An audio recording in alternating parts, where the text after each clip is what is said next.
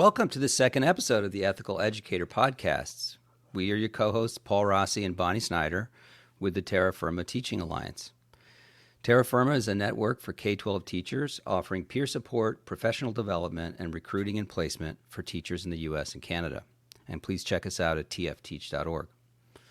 Today's ethical educator is Daniel Buck, Senior Visiting Fellow at the Thomas B. Fordham Institute and author of the book, What's Wrong with Our Schools?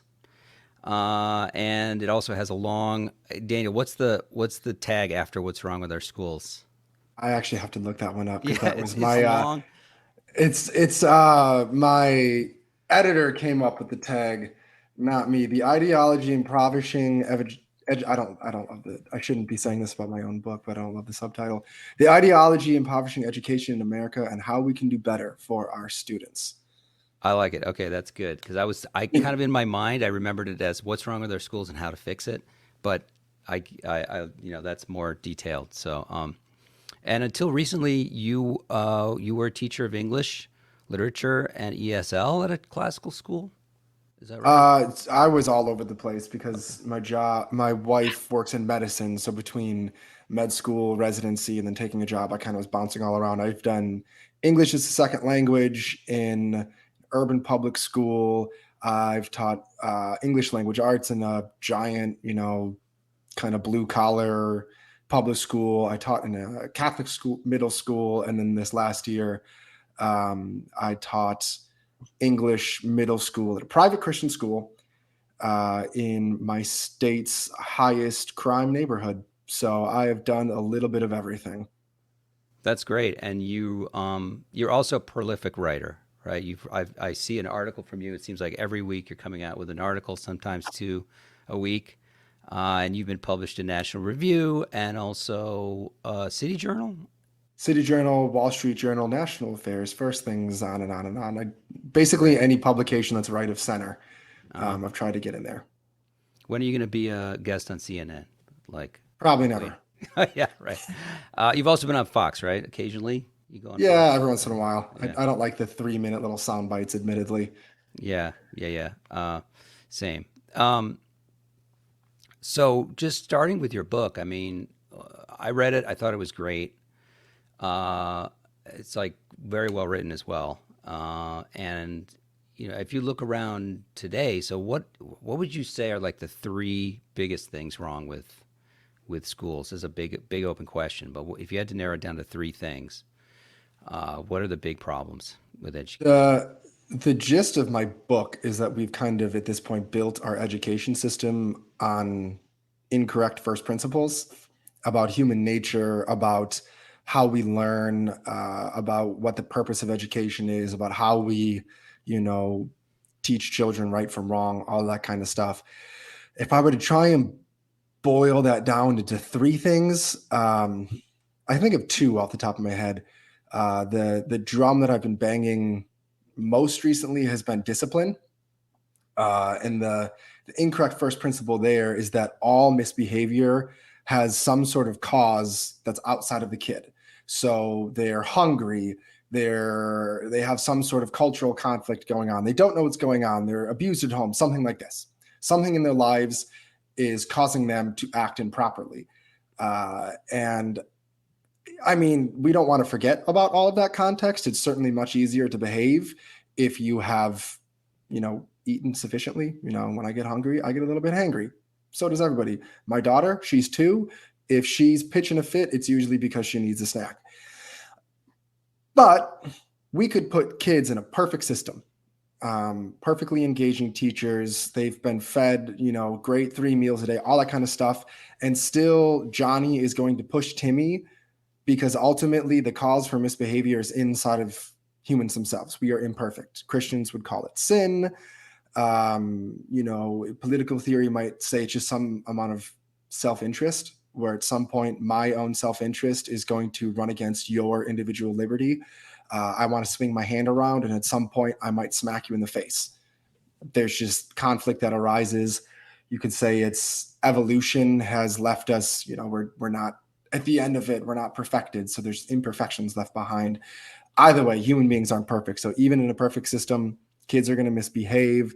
They're going to push each other. Conversations are going to get catty. They're going to bully each other, all of these kinds of things.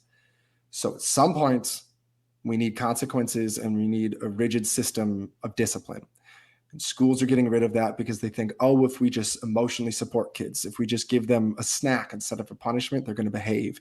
But that's just not human nature. So that's one thing. Honestly, I think that's the primary thing, because I don't care what your instruction looks like, what your curriculum looks like, what your cafeteria flow looks like. If you don't have a discipline system in schools, and more schools are kind of getting rid of theirs, you're going to have chaos and kids aren't going to learn. And then another big one that I get into is the best way to teach and run a classroom. Kids ultimately need some amount of explicit instruction. There's this idea that kids are just going to discover their way into learning if we just set them loose to learn about whatever they want, that's the best way to teach them. But we can't create and craft knowledge in our brains ex nihilo. It has to come from somewhere. And the best way is to have an expert explain it to you. That doesn't mean they're lecturing at you for 15 minutes straight, maybe, but a teacher standing up front, requiring the class to be silent for 10, 15 minutes while you give a few examples. Here's how you do long division. We're going to do a few together, and then I'm going to set you to work, and you're going to practice 5, 6, 7, 8, 9 problems. Instruction followed by, the derogatory term is drill and kill. In the book, I call it structured practice. Have a teacher explain it, and then kids are set loose to practice problems on their own. This very old school approach is now derided as, oops, sorry, I hit my microphone. That sounded awful. I'm sorry. No problem. But yeah, just a teacher up front talking to the class is derided as chalk and talk or boring. Structured practice kills the love of learning, when this is actually the most effective way to learn. Both, beginning with first principles, how do human beings learn? But then there's also a whole bunch of research to back that, randomized controlled trials and all that kind of stuff. So that's Is that like direct instruction? Is that kind of what that's the same as explicit, right? Or is that? So explicit teaching is kind of the umbrella term. Any amount of teacher-led classroom where the teacher is up front explaining things. That would be explicit teaching. And the direct instruction is a very specific form of it, developed by Siegfried Engelmann in like the 80s. I could quote chapter and verse when I wrote this book, but it's been 2 or 3 years since I've was deep in all of the studies and, keeping track of all of that stuff super duper closely.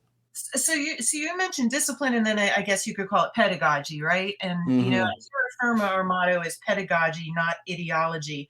But I thought of something when you talked about discipline, and you mentioned first principles. I'd love to go a little deeper in that if we could. When I think of first principles, I'd like to hear what you think are the correct first principles. And then when you mention discipline, I tend to think of, does that not come from the word disciple, like discipleship or discipling? I'm not positive. I was sort of Googling the etymology, but to me, discipline is about getting them to follow, right? And it's, to me, that concept is related to first principles, and discipleship or discipling. So any thoughts on that, on first principles, and if there is, am I correct that there's a relationship between discipline and discipling? Well, you're talking a bit about, ideology. I don't think you can completely scrub a school of ideology or worldview or anything like that.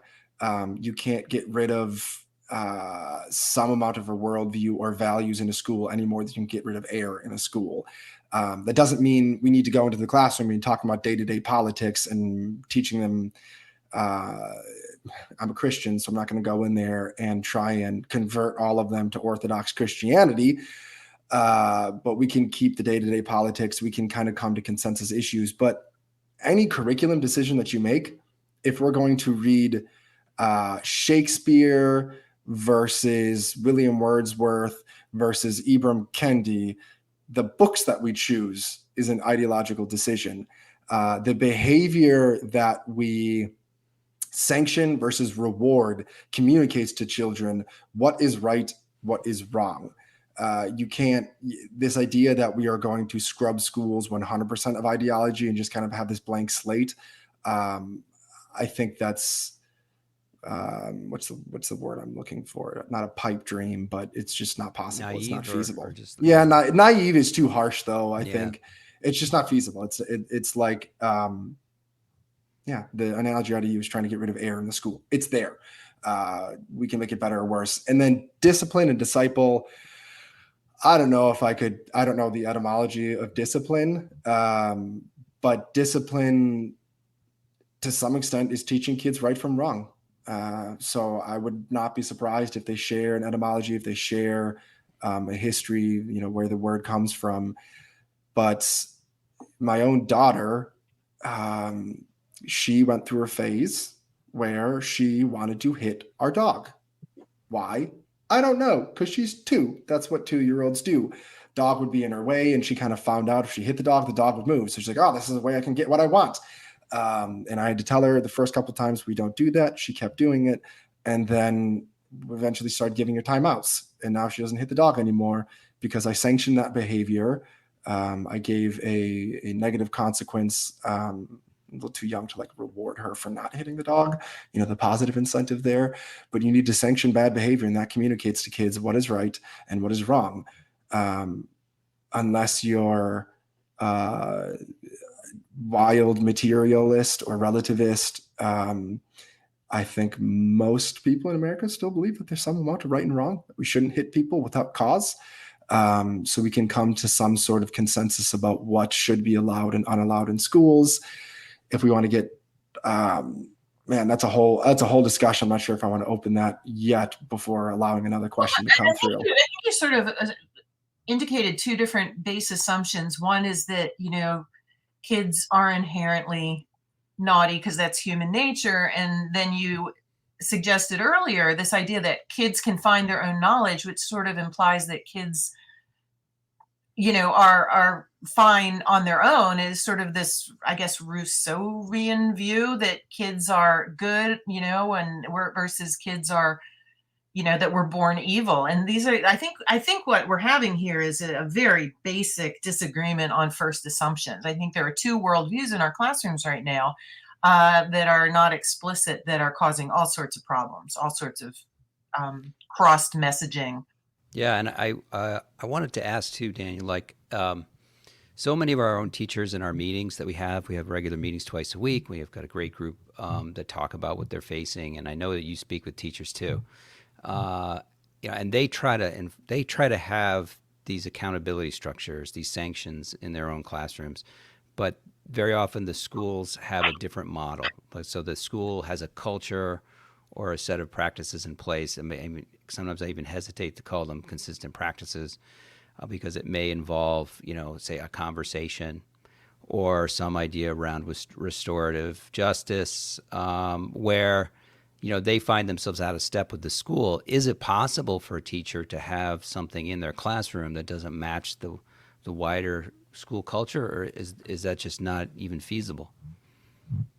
I mean, ideally, you want your system of consequences and rewards to be school-wide and consistently applied by, teachers have to do some of it. You can't completely rely on the administration. You have to be doing in-class consequences, calling home, those kinds of things. But ultimately, administration needs to back you up on it. That's the ideal. Most teachers don't find themselves in that ideal right now. And this last year, my classroom became far more effective when I kind of made the decision or came to the realization that I cannot rely on my administration anymore. And I sat down and wrote a list of all of the consequences that I could give. Can I take some kids' gym time away? Can I take their recess away? Can I call home? I started, this isn't the best practice, but if your school's not applying consequences, making behavior a grade, I would not recommend that in a well-functioning school. But if you don't want to walk with a cane if you're healthy, but if you just had surgery, you need a cane. And that's kind of, grading behavior isn't best practices. But if your school's not giving you any consequences, not allowing you to have any bite to your bark, then you have to have something. So I wrote down this list of consequences that I could have. I explained to the kids, this is what I'm going to do. And I also wrote down a list of rewards that I could give kids. Can I take my class out for an extra recess time? I came up with like my own little PBIS type behavior tracking thing where kids would earn points and they could buy ships or extra credit or homework passes with it. So you can do that. And by the end of the year, one of my administrators told me my room was like a Dr. and Jekyll Hyde affair where the rest of the school was chaos, but you walk into my room and it was orderly and kids would be working silently, not the whole class period, right? You don't want silence all the time, but like there came a point where kids, I didn't even have to ask them to. They would just get to work and work quietly because they were focused. So you don't want to have to do that, but I think a lot of teachers, unless the winds changed, I think that's what teachers are going to have to do for survival's sake. Yeah, that's helpful. And, a lot of it is what can teachers control, what's within their purview, and finding out what that is. And just sort of like the Stoic idea, sorting out what you can't control from what you can and then doing what you can is really helpful. But then just to follow up with that, what's wrong with, say, the Alfie Kohn punish by rewards? Right? Aren't they supposed to have an intrinsic, desire to learn that transcends these sort of behavioral carrots and sticks? Wouldn't it be great? I mean, we all want to fly. So I'm going to go to the US Bank building in Milwaukee, the tallest building in Milwaukee, and jump off of it because humanity would be so much better if we could all fly. That'd be amazing. It's idealistic, it's utopian, it's not reality. All of the research finds when schools get rid of punitive discipline, detention, suspensions, even expulsions, it turns to chaos. So we can smoke weed, sit around and talk about how great it would be if we didn't have to punish kids, but that's not how you raise a child. I keep using my daughter as an example, but like I ask whatever happened to the concept of tough love. My daughter runs into the street. It's not loving to be like, let her do what she wants. She's going to get hit by a car. The loving thing to do is tell her don't do that. And if she doesn't listen verbally, at some point, give her a timeout so that she's safe, so that she can play more freely in the yard where it's safe with her friends. But yeah, this idea that there's California, Illinois, Philadelphia, lots of local systems have gotten rid of punitive discipline, or at least for like low level, class disruptions. And in every case, academics plummet, truancy increases, rates of violence and bullying increase. And ironically, a lot of kids spend more time on suspensions because they're not getting the 1 or 2 day suspensions for being disrespectful.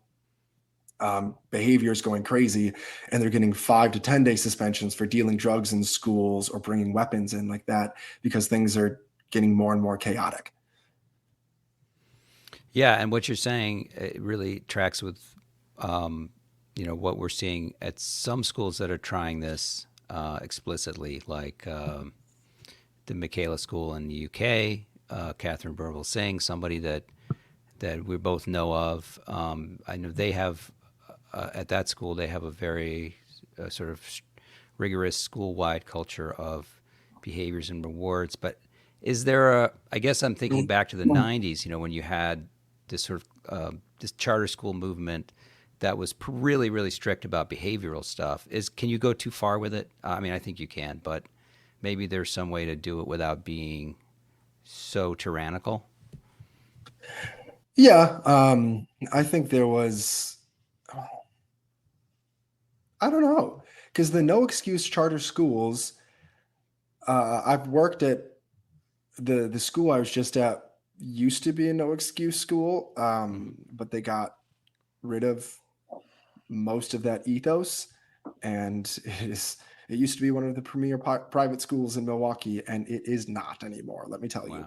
A lot of kids told me it's worse than the local public schools now. Even though there was one other school in the city, the two of them together were like, if you were in urban education, or if you wanted your kids and you lived in the city, or if you lived in a rough neighborhood, if you wanted your kids to get a good education, you sent them to one of these two schools. The other school held on to this ethos, still the bee's knees, still competes with, the affluent schools in the area. The one I was at, not so much. Front office smelled like marijuana, fights in the hallways, kids roaming the halls, all that kind of stuff. Can we go too far? I look at a lot of these no excuse schools, and all they're doing is holding, to be blunt, they're holding poor kids to the same standards as if, rich families that send their school kids to a classical school or some academy out in the suburbs. If I went to Brookfield Academy, is like this super bougie, classical, private school out in the suburbs in Milwaukee. If I went there and I showed up not in uniform, what's the school going to do? Send me home. Like, what are you doing? Go home.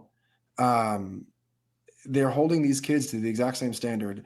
They just, the idea of is no excuses. Like, we as adults are not going to make any excuses, and we're not going to make any excuses for the students. We're going to hold them to the exact same standard. We believe that just because of their background, despite their background, they can still achieve at the same level as every other kid. And I think schools like Michaela show that when you hold kids to that standard, they reach them. Mm-hmm. So yes and no. Yeah, I think that the psychology would say that extrinsic motivation is helpful for a person who is extrinsically motivated. But the goal is you want intrinsic motivation. Like, you don't want your daughter to not run in the street because she's afraid of getting spanked or hit. Mm-hmm. You want her to not run in the street because it's the right thing to do. And you want her to control herself, not to wait to be controlled by someone outside of herself. My understanding too is that extrinsic motivation or reinforcement can become counter helpful for gifted kids who often are intrinsically motivated. So that's oftentimes where you have to shift. I like the Tiger Mom analogy, where she talks about how she raised her kids to be sort of violin virtuosos. And she said, at the beginning, learning to play the violin is just no fun at all. And it takes a lot of reinforcement and rewards, or maybe even punishment to get the kids to do it. But once they can start playing songs and they get the satisfaction that comes from doing that well, mm-hmm. you really should pull back on that, because actually reinforcing a kid who is intrinsically motivated can be demotivating. But a lot of intrinsic motivation begins with extrinsic motivation. The first couple of times my daughter gets a time out or two, and then she realizes, oh, this is the right thing to do, and I'm not going to go out there. And you explain, like, anytime I gave one of my students a punishment, in all my years of teaching, I explained to them why I'm doing it. If I'm requiring the class to be silent for 20 minutes, I say, here's why we're going to do this. Studies show when you work in silence, you focus better. You might think with music, you focus better. You don't. You're wrong if you think that. You might want to talk, but person next to you isn't going to be able to focus if you're talking. So you need to set aside your innate desire to talk or to get up and blow your nose for the 14th time because you're having some work avoidance. But you're going to suppress that internal drive that you have for the sake of somebody else. You explain to students why you're doing this. Every time I give my daughter a punishment, I explain to her why we can't hit people or why we can't hit animals. From this is right and wrong. And also, you're not going to make friends if you go around hitting people. So the two, I don't think, are entirely opposed. How many kids don't want to go to summer camp when they first go there? Parents says, well, too bad you're going. And then they get there and they realize, oh, I actually have an intrinsic motivation. Now I want to go once I've experienced it. Kid might not want to practice their scales, but you sit them down, you get them to practice their scales. And then in a couple of years, they're playing Beethoven. They're playing, improvising over Oscar Peterson or something. And there's a whole bunch of joy there that began with extrinsic motivation and turned into intrinsic motivation. I don't find extrinsic motivation quite the dirty word that a lot of people do. Yeah, that's interesting. I wanted to turn it back to the pedagogy a little bit, as talking about something that came up in your book, and And our former guest, dissident teacher, talked about this too. This idea of skills-based learning, that somehow like writing an essay is a skill that can be learned sort of outside of the context of the knowledge or the content. And I know that's something that you talk about in your book. Could you talk about how that's affected schools, and maybe what we can do about fixing that? Yeah, was the former guest making the case for skills or making the case for knowledge? Making this case for knowledge, in the sense Okay. that skills are kind of this false idol that people have created. And I'm interested to hear what you think. Yeah, I've come around to think that the idea of academic skills is almost like a mirage. It's really nice. And again, I keep talking about ideals versus reality, but they're not really a thing. I approach it from literature and reading context, because that's what I've taught. We talk, you'll hear teachers, it doesn't matter what they're reading, so long as they're learning the skills of reading, of critical analysis, finding the main idea, making an inference, these reading skills, something that's transferable. Once you learn to ride a bike, you can ride any bike. Once you learn to make an inference or identify the main idea, you can pick up anything and make an inference or identify the main idea. But that's not how reading works. At the very beginning, it kind of is. You learn phonics, and you can apply that to anything, even made up verbs. Schlub, schlib, club is a real word. But we can read nonsense words because phonics is a transferable skill. But once you get to comprehension, which is kind of really the heart of reading, how many kids have we encountered as teachers that can read, pronounce every word in a sentence or in a paragraph, and they have no idea what they actually just read? And that's where knowledge comes in. So an example, there's the baseball study is the one that everyone brings up, where researchers quiz these kids on their knowledge of baseball, got a sense for what their reading score was, and then gave them a reading about baseball and asked the kids to basically move these figurines around on a miniature baseball field to show what was happening in the description of the baseball game. And their actual reading skill mattered very little. What mattered was how much do these kids know about baseball. An example might be an American academic could parse apart, Aristotle, Rousseau, critical feminist theory, which is like running through cement, wet cement. It's just impossible to read and absolutely inscrutable, but they can read it because that's what they specialize in. But if you give them a few paragraphs from the BBC about cricket, they're going to be completely lost. They don't know any of the teams. They don't know any of the rules. They don't know even what cricket field looks like, what the posts and it doesn't matter. They don't have cricket gate and what's exactly over and all that stuff. Like, yeah, not a clue.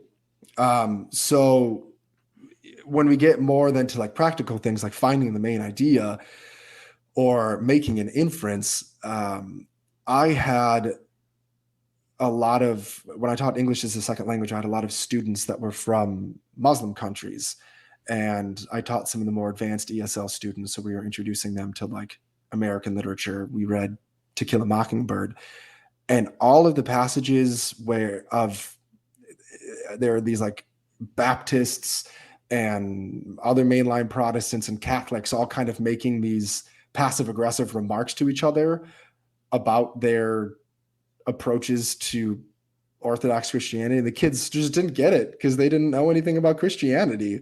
And I could have sat down and quizzed them on, making an inference, or I could just give them, read a few passages from scripture, not in like I'm going to try and convert you kind of way, but like, look, this is a foundation of American culture. Let's read Genesis. Let's talk about what is the message of Christianity. And now you're going to go read any other American story that references Christianity, which is about 95% of them, and you'll be able to understand it a bit better. Or I taught in a Catholic school. I actually had the same problem because the Catholic kids hadn't learned about the Protestant Reformation. They didn't know anything about Protestant doctrine.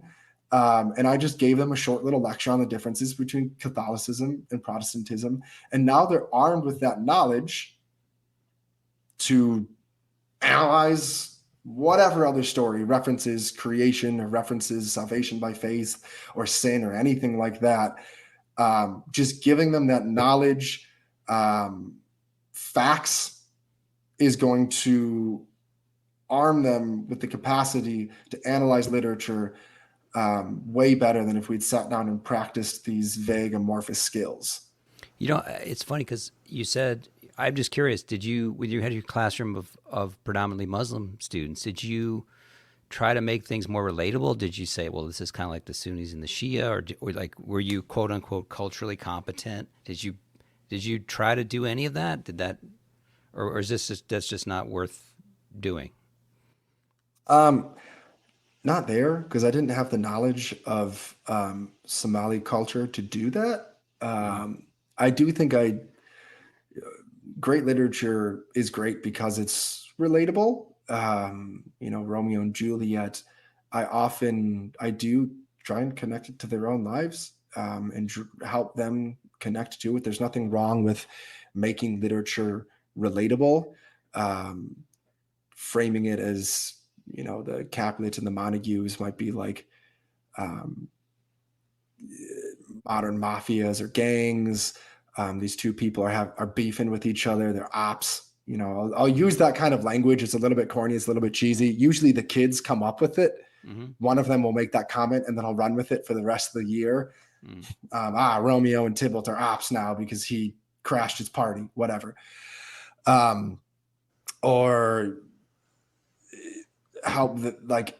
ask them to connect parental conflict.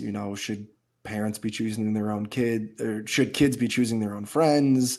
Why do kids fight in schools? What should we do when we disagree with our parents? Does young love exist? These kinds of things. I don't have to go reaching in some crazy direction to pull that out of Romeo and Juliet. It's just there.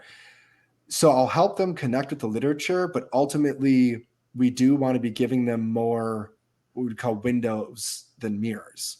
If we're trying to build knowledge and expand what kids know about, we don't want to just have them staring in a mirror and only reading what immediately interests them and only reading what they can personally connect to. We want to be bringing them to a window to look out elsewhere, right? They already know their own lives. Why would I be teaching them about their own life? And that's one of the arguments we hear, isn't it, about the kids need books where they can see themselves. And I love that they don't need to be looking in the mirror all the time. What you said about, not understanding this really foundational knowledge too reminds me that when I was in grad school, I actually dropped out of an English PhD program, and they were deconstructing the so-called canon at that time. That was all the rage. And there isn't the center of the Western canon is the Bible. And the way that it's mathematical. You can count the number of times a book is referenced in other books. And if you want to find the one book that is referenced the most in all other books, it is the Bible. And so you're just not going to be able to understand what's happening without that foundational knowledge, even if you're Muslim or whatever, or atheist or whatever you are. It's just part of being culturally informed.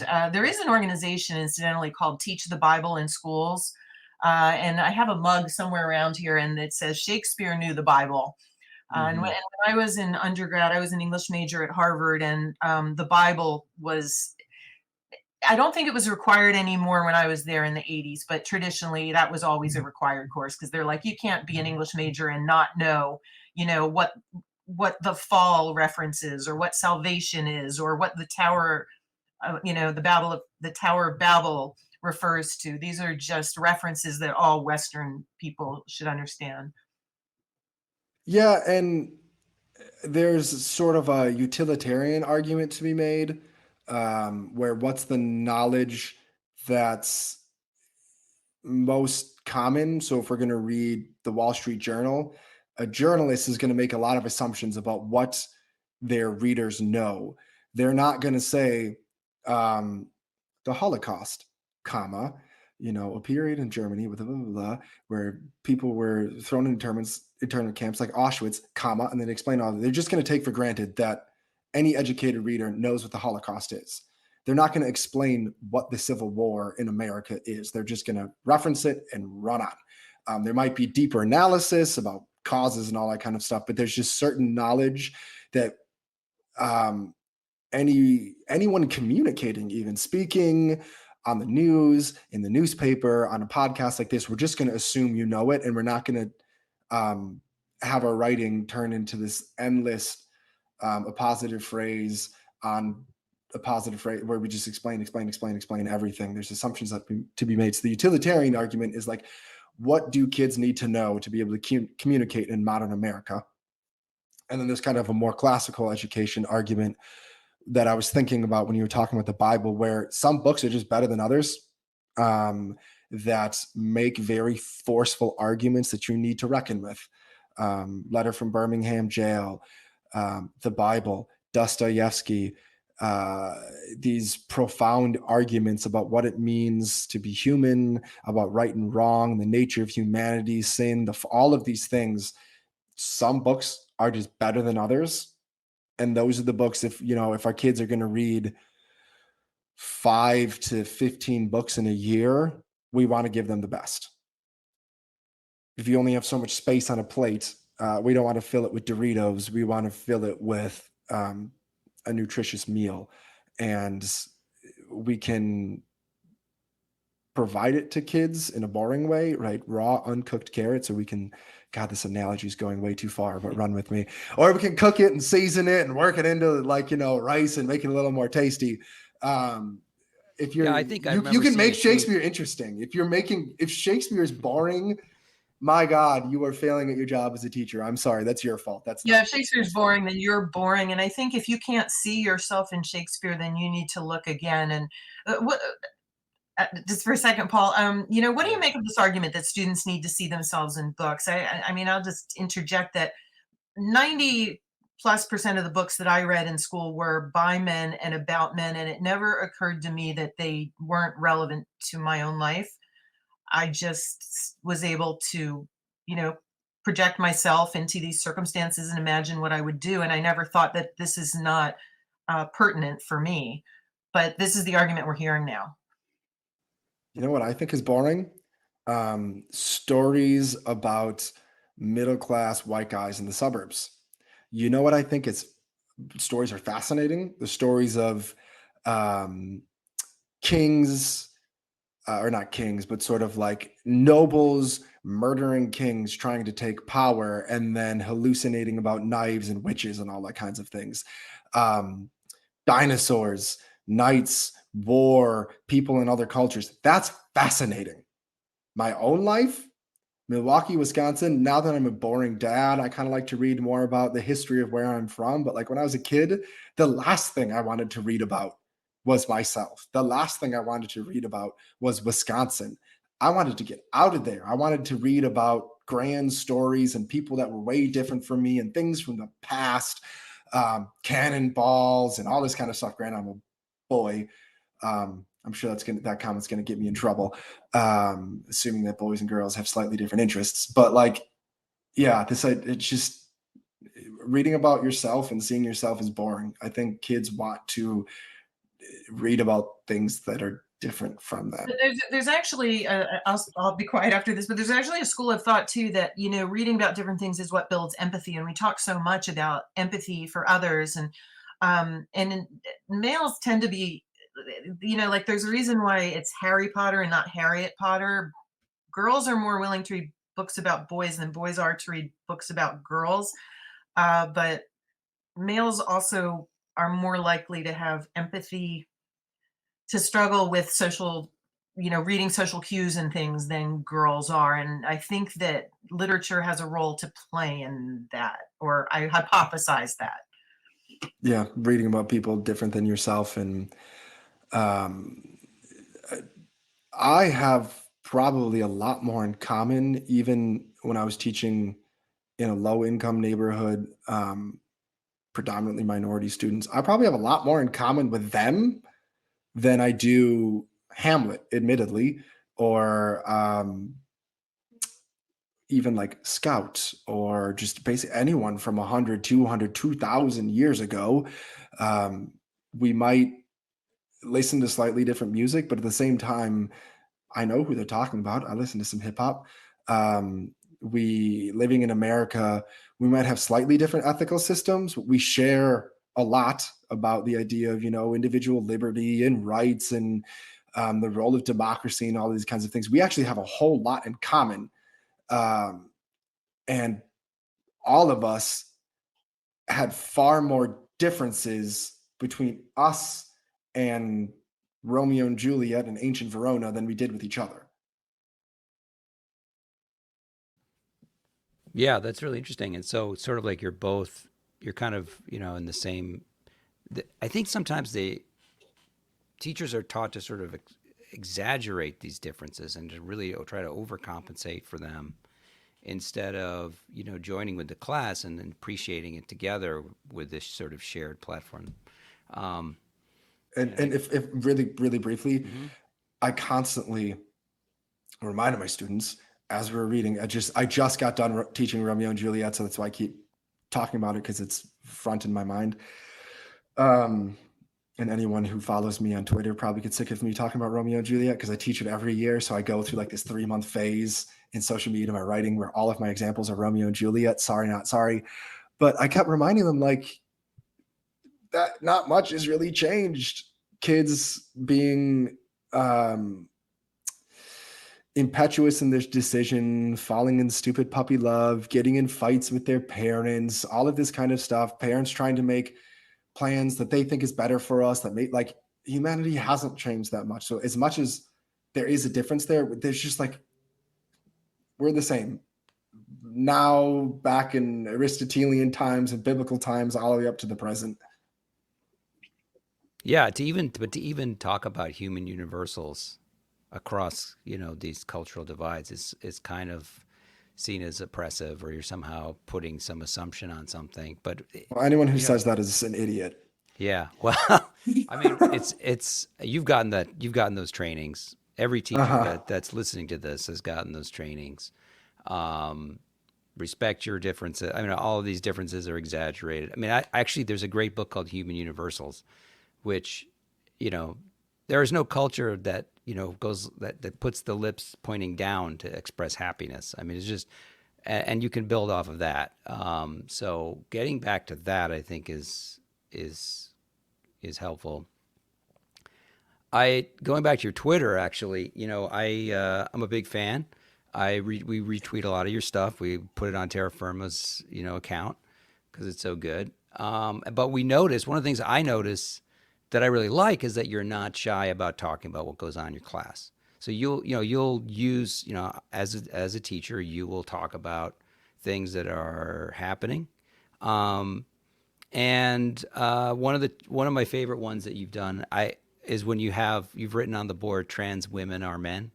Trans women are men. I erased that before the kids came in. Yeah, right. I figured. I didn't think you were doing that in front of the kids, but a lot of our teacher members, sort of being their voice in this podcast today, is they struggle with that, right? How much can they get away with posting on social media, their personal, expression? Everyone in public school has a right to expression, but it can really, really get you in trouble if you don't align with the progressive orthodoxies. You had a fairly supportive administration, I imagine, or not? No, I'm not sure if this is on a video, but I was right. I was grimacing and shaking no. Okay, all right, yeah. Well, we don't have to get into that if you're not comfortable. No, I'll go there. Yeah, I mean, whatever your please, question is, because this is very practical for a lot of our members, so it might be helpful. So I was kind of in a privileged position where, for the past, I only announced recently that I was joining the Fordham Institute full time, but I kind of knew about that for a few months prior. So I kind of had this safety net where I could say what I wanted, and if consequences ever came along, well, I got a backup.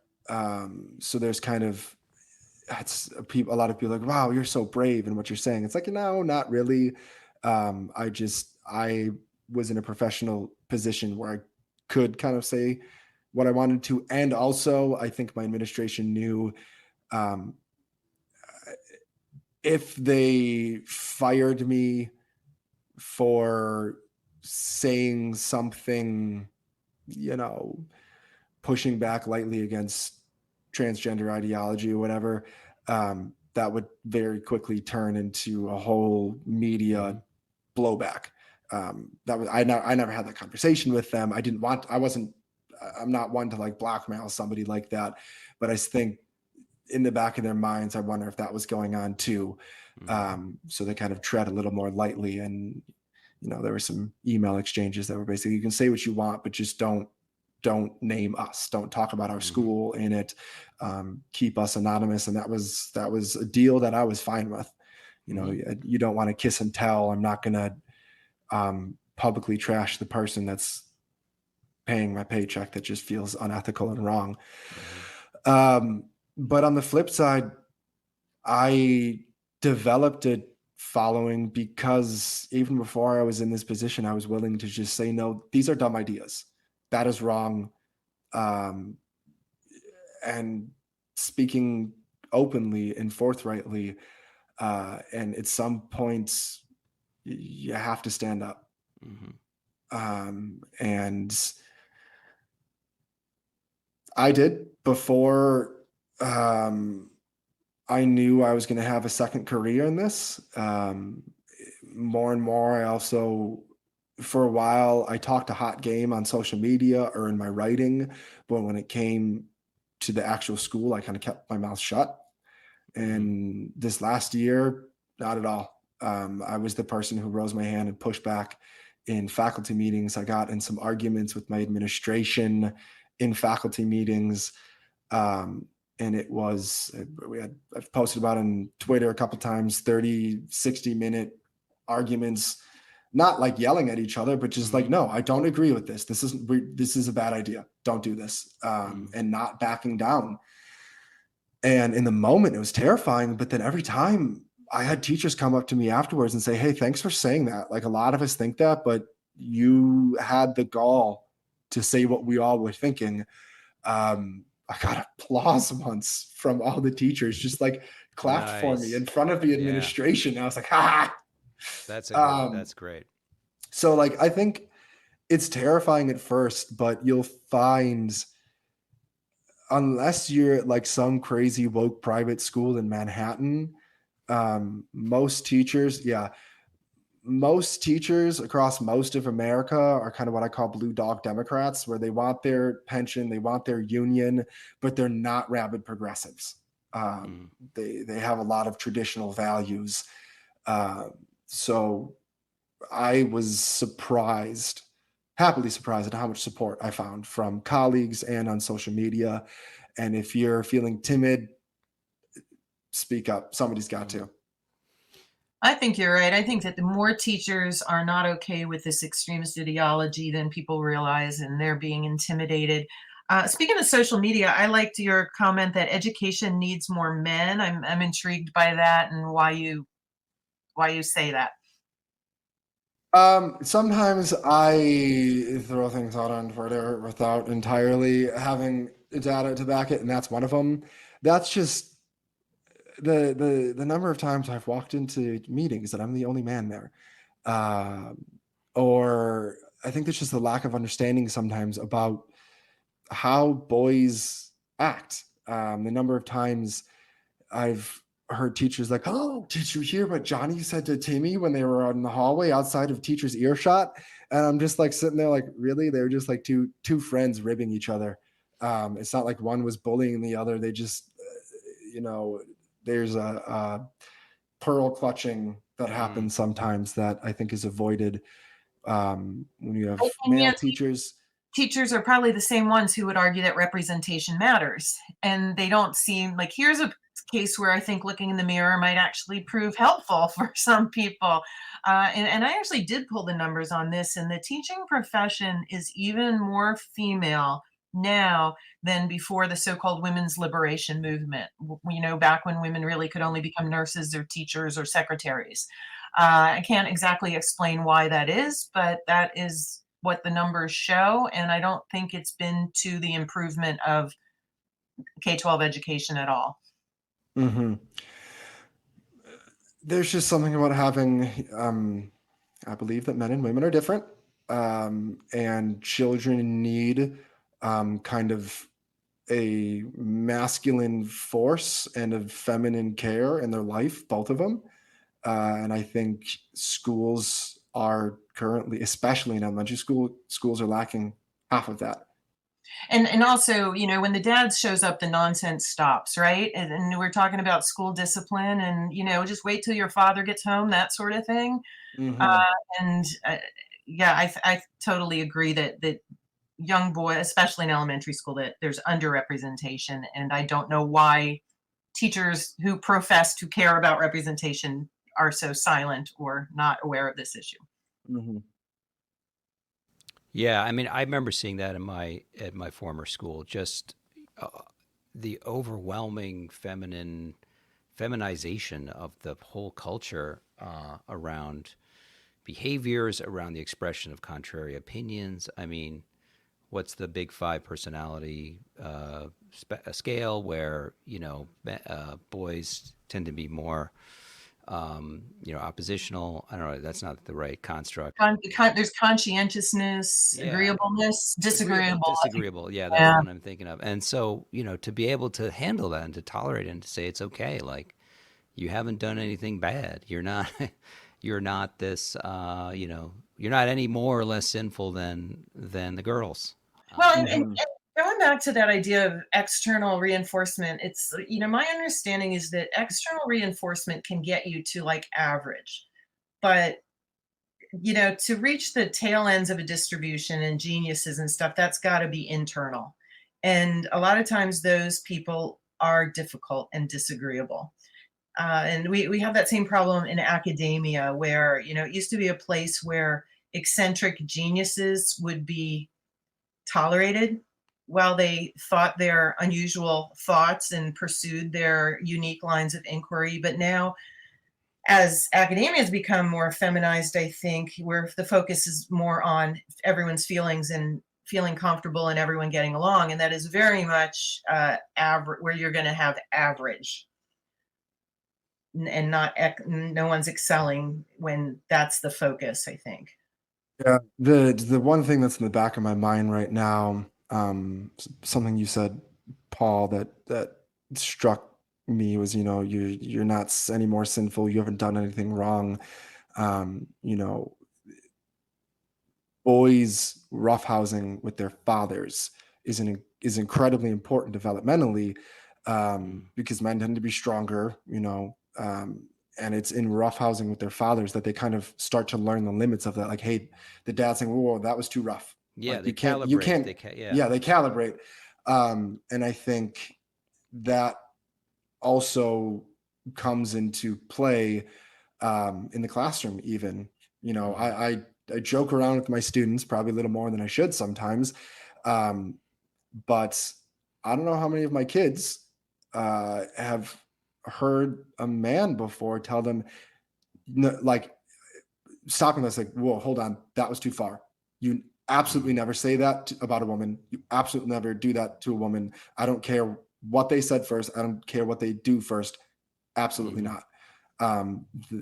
Having a man say that But to what is a boys is going to be more, it's going to impact them a little bit more, I think. Mm-hmm. Yeah. Well, and speaking of impacting them more, did you all see the trans volleyball player who like knocked that woman unconscious? Mm-hmm. Yeah. Um, that was talk about a lack of calibration. Yeah. Wow. Yeah. I wanted to touch on, we've talked about the problems. We've talked about solutions that can happen in the classroom. That's been very helpful. What about systemically? What do we do, Daniel? Do we burn it all down? Do we dismantle the unions? Do we go to is school choice going to fix everything? What's your take on all that? All of the above. Okay. Thus endeth my answer. Um, Gosh, I wish I had a clear, succinct answer to all of this. I think the schools of education is where a lot of this comes from, where a lot of the ideology comes from. When I was there going on 10 years ago, even, I remember one lecture about transliteracy, because, trans kids read so much differently than everybody else. Their cognitive, it's just like wild. Never understand. None of this is new in schools of education. They're the ones who are pushing, a lot of the soft on consequences approach to discipline, the discovery type learning. It's all ideology. If 80-90% of our teaching force is going to these schools of education, whatever they're preaching is what's going to make it into the classroom. So we need to disentangle teacher licensure from schools of education. There's a lot of authorization for private and charter schools that now require DEI type hoops that schools have to jump through. So I think deregulating even more than school choice is necessary. The thing I worry about school choice is, if you tell, I keep coming back to food analogies. If you tell somebody, you can make whatever you want, but here are your ingredients: bread, bacon, lettuce, tomato. Make whatever you want, right? Your only option really is BLT. And I think if the schools of education maintain their influence, if schools can only be authorized if they jump through all these DEI hoops, we got school choice, but all of your choices are still the exact same thing. Nothing's going to change. I think so. This is from the sort of the hiring position, right? So if you're recruiting to these schools, you get what they're producing. What we try at Terra Firma to be a pipeline for schools that are maybe classical charters or true religious schools of different faiths, to bring in teachers who either, whether or not they belong to that religion, they align with those values. But there's just not that many of them, so we're very much in demand. And if we could actually have a alternative certification or something, maybe no certification, I don't know what's. Well, I did alternate route certification, and I always like to put a pitch out for anyone listening that we need teachers. There's a major teacher shortage in America. If you're concerned about schools, one of the best things you could do is become a teacher. You can become a substitute teacher. Alternate route certification is available in many states. You can be in the classroom in a public school teaching. And I mean, they paid for me to get my first teaching certificate, so it was free to me. Check it out, alternate route certification. It exists. And there's research on that. Teachers who go to, formal teacher prep programs in the first year or two have a bit of a advantage. Their students do a little bit better, but within 5 years, it all washes out. If you go through teacher prep, alternative certification programs like Teach for America, or you just jump in on an emergency certification and kind of backfill after the fact, within 5 years, they're all performing the exact same. In fact, the Teach for America type approaches, those teachers do the best, just the turnover is much higher. They don't last as long, so it kind of is all a wash in the end. It doesn't really matter. What if there was a kind of a network that could serve as a sort of a federalist society for these degree programs that could sort of shepherd through until there are real alternatives, like shepherd through students that have to sort of satisfy and appease their teachers who are demanding a certain type of output, but they can protect their own views within this group. Do you think that would help? Isn't that what you guys are kind of trying to do here? Yeah, that was a shameless plug, framed as a question. But we want to build it out more. We don't have it yet. We're trying to, and we're thinking of the best ways to create that, and work kind of within the systems, but as a kind of a sheltered bubble in there, and then bring in speakers and like do what the Federalist Society does. So Balance. Yes. Yeah. Yeah, I think it's institution building. Mm-hmm. Everyone who's dissatisfied with, the far left kind of capture of American schools, center left, centrist, center right, populist right, all of those people. We need to build alternative institutions, alternative teacher training. Like, we can't be satisfied just with school choice. We have to start building the alternative institutions. We need to start building up our own professors of education, our own administrators, all of these kinds of people, do a counter Gramscian march through the institutions. But the Terra Firma is part of it. The CLT, this classical education organization, is part of it. It'd be great if we could have like a conservative-ish publication of some kind to counter Education Week and Edutopia, just to produce the counter arguments and the curriculum and the teacher how-tos that we've all turned to, all of these kinds of things. The center left and American right need to start building an alternative institutional framework and structure all around education. Yeah, and I don't want to give the impression that we're right wing, particularly. I mean, we have progressives in our group, we have centrists in our group, classical liberals. So it really is that kind of a coalition, and that also helps with the discussions and the support, the peer support that we give. So that'd be really great if we can build that. And I want to give you a chance for some last words. I'm going to be mindful of your time, and I think we're ready to wrap it up. Is there any advice you have for new teachers? I mean, would you, Daniel Buck, go into the teaching profession today, given what it is? Yes. As we kind of alluded to, this last year is my last year teaching for now. But I could very likely see myself going back to the classroom. It is so incredibly fulfilling. Your days are full of joy. Like, I was paid, can't say the present tense anymore. I was paid to read great books with kids. And just, I come home sometimes and I ask my wife, how's her day? And she tells me, Jess, how was your day? And I was like, oh, great. We finished Romeo and Juliet, watched the last 15 minutes of the movie, and then I went and played dodgeball with him for 10 minutes because we got through everything quickly. Like, that's great. That's awesome. That's amazing. Teaching is a great profession. It's an important profession. I would absolutely recommend it to people still. My final words or advice: speak out, speak your mind.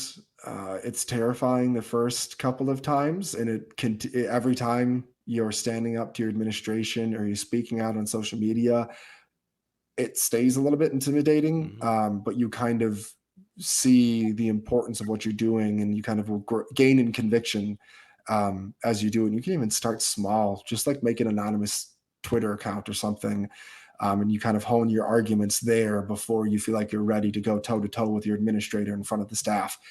And also just throw out all the garbage you learned at your school of education, and pick up a book by like Doug Lemov. Look into Research Ed, this organization out in England. Tom Bennett. There are all of these great books that really give useful, practical advice that are based in research, that will make you a better teacher. Obviously, go buy my book. The gist of it is, like, if you're new to traditional approaches of education, it's kind of meant to be an introduction. I'm not going to focus just on behavior or just on instruction or just on the research or just on the practicals, but kind of like, here's this overarching look that's an alternative to progressive education. What does it look like? Oh, and by the way, here are a whole bunch of other resources. The whole last chapter is a list of resources that you can look into, books, organizations, to try and figure out what's the alternative to this Freirean, Deweyan approach to education, this politicized approach, this let's just let the students be what they want to be approach to education. Yeah, and that book, the title again is "What's Wrong with Our Schools: The Ideology Impoverishing Education in America and How We Can Do Better for Our Students." And Daniel, we have a book list that we just keep expanding of great resources. So we're going to mine the end of your book, and if you some of the names that you just mentioned, we're going to dig into that and add them to that. So thank you so much for being on. It's been a wonderful conversation speaking with you. And where Yeah, can great people reach advice. you? Yeah, thanks for having me on. This was a very fun conversation. I enjoyed myself. Thanks a lot, Daniel. Yeah, and and let us know, let our listeners know where they can reach you. I'm on Twitter at Mr. Daniel Buck. Please don't call me Mr. That's just Daniel Buck was taken, so I had to find some alternative. Um, and my writing is mostly at the Fordham Institute, is kind of the research focused stuff. And if you're looking more for politics and education, you can find me at National Review. I'll be engaging a little more in the culture wars and policy debates there. Great. Thanks so much, Daniel. All Thank right. you. Thanks for having me on again. Yep.